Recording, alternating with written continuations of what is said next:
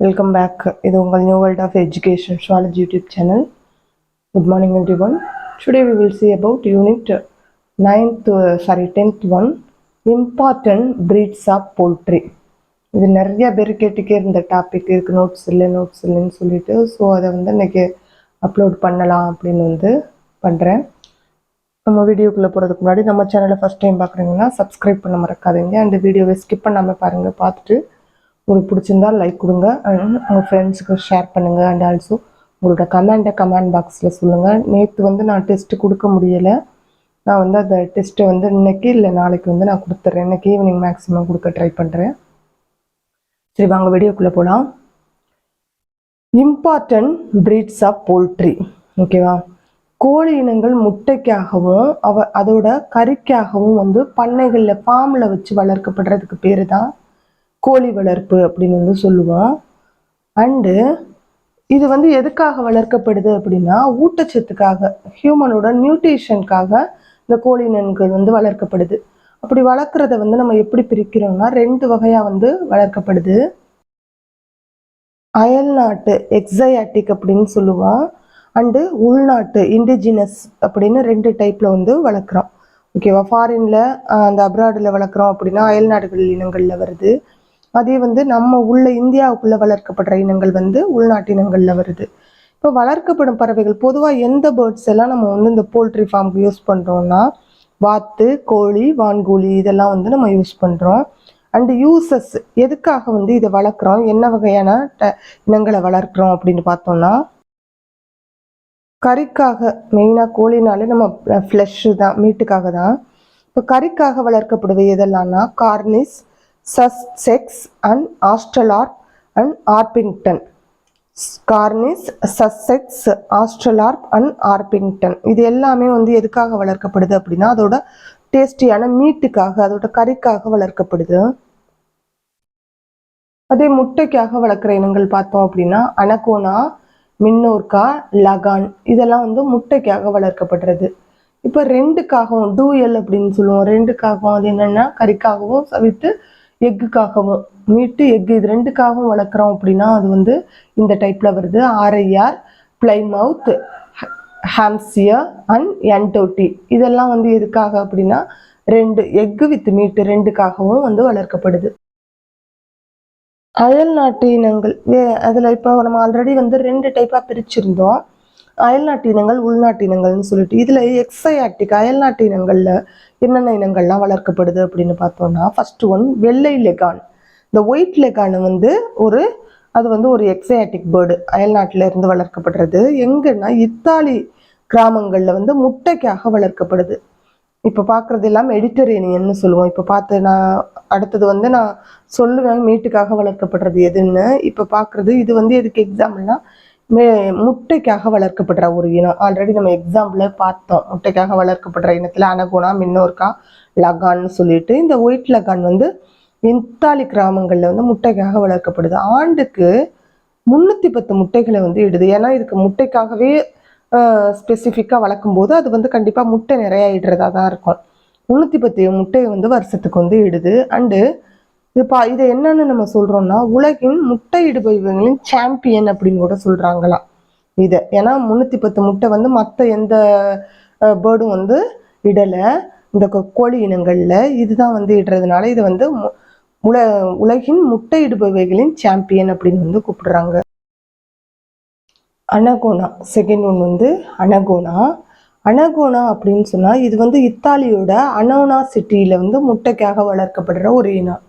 And இயருக்கு எவ்வளோ வந்து முட்டை வந்து ஈடு பண்ணலாம் அப்படின்னா 180 முட்டைகளை வந்து ஈடுதான் வருஷத்துக்கு. ஓகேவா?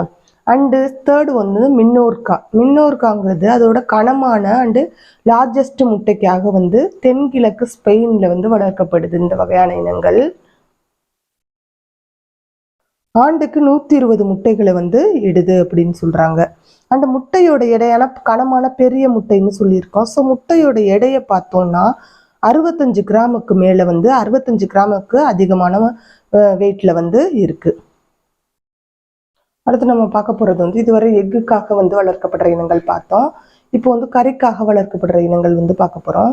சிவப்பு கார்னிஸ் அப்படிங்கிற ஒரு கோழி வந்து கறிக்காக வளர்க்கப்படுது. எங்கன்னா சுவையான கறிக்காக இங்கிலாந்துல வந்து வளர்க்கப்படுது.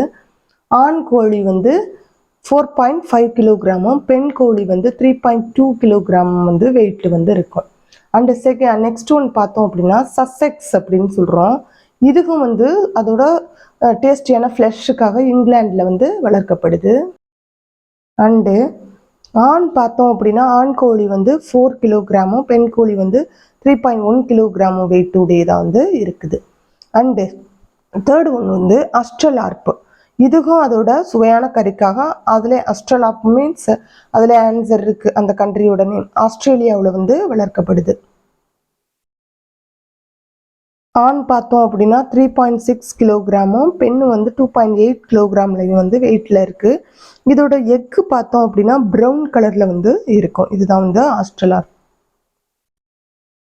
இதுக்கு முன்னாடி வரை என்ன பார்த்தோம் அப்படின்னா எக்குக்காகவும் மீட்டுக்காகவும் தனித்தனியாக வந்து வளர்க்குறத பார்த்தோம். இப்போ ரெண்டுக்காகவும் டூயல் பேர்ட்ஸை வந்து பார்க்கலாம். இப்போ ரெண்டுக்காகவும் வளர்க்கப்படுற இனங்கள் என்னென்ன அப்படின்னா ரொடே ஐலாண்ட் ரெட் அப்படின்னு சொல்லுவோம், ரொடே ஐலாண்ட் சிவப்பு. இது வந்து முட்டைக்காகவும் கறிக்காகவும் எங்கே வளர்க்கப்படுதுன்னா அமெரிக்காவில் வந்து ரொடே தீவில் வளர்க்கப்படுறதுனால ரொடே ஐலாண்ட் சிவப்பு அப்படின்னு வந்து சொல்கிறோம். ஆண் வந்து 3.7 கிலோகிராமும் பெண் கோழி வந்து 2.9 கிலோகிராமும் வந்து இருக்குது. அண்டு நியூ ஹாம்சியர் அப்படிங்கும்போது இந்த ஹாம்சியரில் வந்து வளர்க்கப்படுது. ஹாம்சியருங்கிற ஒரு பகுதியில் வளர்க்கப்படுது. ஆண் உயிர் கோழி வந்து 3.7 கிலோகிராமும் பெண் கோழி வந்து 3.1 கிலோகிராம்லையும் வந்து இருக்கு. அண்டு பிளைமவுத்து நெக்ஸ்ட் ஒன் பார்த்தோம்னா பிளைமவுத்து. இது அமெரிக்காவில் வந்து முட்டைக்காகவும் அண்டு கறிக்காகவும் வளர்க்கப்படுற ஒரு இனமாக இருக்கு. ஆண் பார்த்தோம் அப்படின்னா 4.5 கிலோகிராமும் பெண் வந்து 3.5 கிலோகிராம் வெயிட்லையும் வந்து இருக்கு. அண்ட் முட்டை வந்து நல்லா அளவுல வந்து பெருசா இருக்கு. அண்டு வியர்டோடு வந்து கறிக்காகவும் முட்டைக்காகவும் அமெரிக்காவில் வளர்க்கப்படுது. ஆண் வந்து 3.8 கிலோகிராமும் பெண் வந்து 2.7 கிலோகிராம் வெயிட்லையும் வந்து. நெக்ஸ்ட் பார்க்குறது வந்து இண்டிஜினஸ் பேர்ட்ஸ். ஆல்ரெடி பார்த்தது எக்ஸாட்டிக் பேர்ட்ஸ் வந்து நம்ம பார்த்தோம், வெளிநாடுகளில் வளர்க்கப்படுறது. இப்போ வந்து உள்நாட்டு இனங்களை வந்து பார்ப்போம். ஃபர்ஸ்ட் ஒன்று வந்து பிரம்மானா இந்திய பேர்ல வந்து ஆன்சர் இருக்கு. இந்தியாவின் பிரம்மபுத்திரா வேலி ரீஜியன்ஸ் இருக்கு இல்லையா, அந்த பகுதிகளில் வந்து வளர்க்கப்படுது. பிரம்மபுத்திரா பள்ளத்தாக்கு பகுதிகளில் வளர்க்கப்படுற ஒரு இனங்களாக வந்து இருக்குது. அண்டு ஆண் வந்து 5.4 கிலோகிராமும் பெண் வந்து 4.4 கிலோகிராம் வெயிட்ல வந்து இருக்கு. அண்டு அதோட அழகு உடம்பை பார்த்தோம்னா அழகு வந்து மஞ்சள் நிறத்துலையும் நல்ல டாலா வளர்றதாகவும் இருக்கும், நல்ல ஹைட்டா வளர்ற கோழி இனங்களாகவும் இருக்கு. நெக்ஸ்ட் அசில் வந்து ஒரு இண்டிஜினஸ் பேர்டு, நம்ம இந்தியாவில் வளர்க்கப்படுறது. சண்டைக்காக வளர்க்கப்படுது மெயினாக. சண்டை போடுற கோழி அப்படின்னாலே ஸ்ட்ராங்கான லெக்ஸும் அதோட அந்த விங்ஸும் வந்து எப்படி இருக்குன்னா அந்த இறகெல்லாம் வந்து நல்ல ஸ்ட்ராங்காக இருக்குது. அதோட கால்களும் இறக்கைகளும் நல்ல ஸ்ட்ராங்காக வந்து இருக்கும். ஸோ அது வந்து சண்டைக்காக வந்து பயன்படுத்தப்படுது.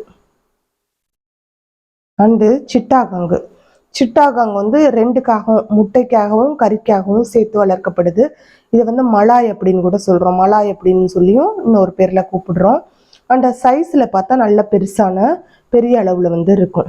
அண்ட் லாஸ்ட் ஒன் கதக்நாத்துங்கிறது வந்து கருப்பு கோழிகள் அப்படின்னு வந்து சொல்லுவோம். கருப்பு கலரில் இருக்கும், ஃபுல்லாக டோட்டலாக வந்து அதோட ஃபெதர்ஸ் ஃபுல்லாகவே பிளாக் கலரில் தான் இருக்கும். வருஷத்துக்கு பார்த்தோம்னா ஆண்டுக்கு 92 முட்டைகள் வந்து போடுறதா இருக்குது. அந்த முட்டைகளை பார்த்தோம் அப்படின்னா 50 கிராம்ஸ் வந்து 50 கிராம் அளவில் வெயிட் உடையதாக இருக்குது. ஸோ இதுதான் வந்து இந்த இம்பார்ட்டன்ட் பிரீட்ஸ் ஆஃப் போல்ட்ரி, முக்கியமான இனங்கள் வந்து வளர்க்கப்படுற போல்ட்ரி இனங்கள் வந்து என்ன அப்படிங்கிறத வந்து இன்னைக்கு பார்த்தோம். இவ்வளோதான் வந்து இது இருக்கிற பாயிண்ட்ஸு. அண்டு நெக்ஸ்ட்டு இந்த யூனிட் 10ல் இந்த போல்ட்ரி வந்து எல்லாருமே கேட்ட ஒரு டாபிக். நிறைய பேர் போல்ட்ரி போடுங்கன்னு கேட்டாங்க. ஸோ இதை ஃபுல்லாகவே முடிச்சு விட்ருவோம். ஏன்னா பிஜிடிஆர்பிக்கு வந்து ப்ரிப்பேர் பண்ணுறவங்களுக்கு நம்ம வந்து வரிசையாக தான் போட போகிறோம், யூனிட் வைஸாக. இதில் லைட்டாக தான் சேஞ்ச் ஆகும் தவிர மற்ற பாயிண்ட்ஸ் டாபிக் எல்லாம் சேமாக தான் வரும். ஆல்ரெடி நான் சொல்லியிருக்கேன். ஸோ இப்போ எக்ஸாம் போகிறவங்களுக்கு கொஞ்சம் வழி விடுற மாதிரி தான் இருக்குது. அதனால அவங்க கேட்குற டாப்பிக்கை போடுறது கண்டிப்பாக அது உங்களுக்கும் வந்து ஹெல்ப்பாக இருக்கும். ஏன்னா பிஜிக்கும் இதெல்லாம் வருது. ஓகே ஃப்ரெண்ட்ஸ், இது வந்து உங்களுக்கு புரிஞ்சிருக்கும் அப்படின்னு நினைக்கிறேன். உங்களோட கமெண்ட் என்னங்கிறத கமெண்ட் பாக்ஸில் சொல்லுங்கள். அண்ட் இந்த சேனல் உங்களுக்கு பிடிச்சிருந்தா லைக் பண்ணுங்கள், ஷேர் பண்ணுங்கள், சப்ஸ்கிரைப் பண்ணுங்கள். கூடவே உங்களோட கமெண்ட் பாக்ஸில் சொல்லுங்கள். தேங்க்யூ.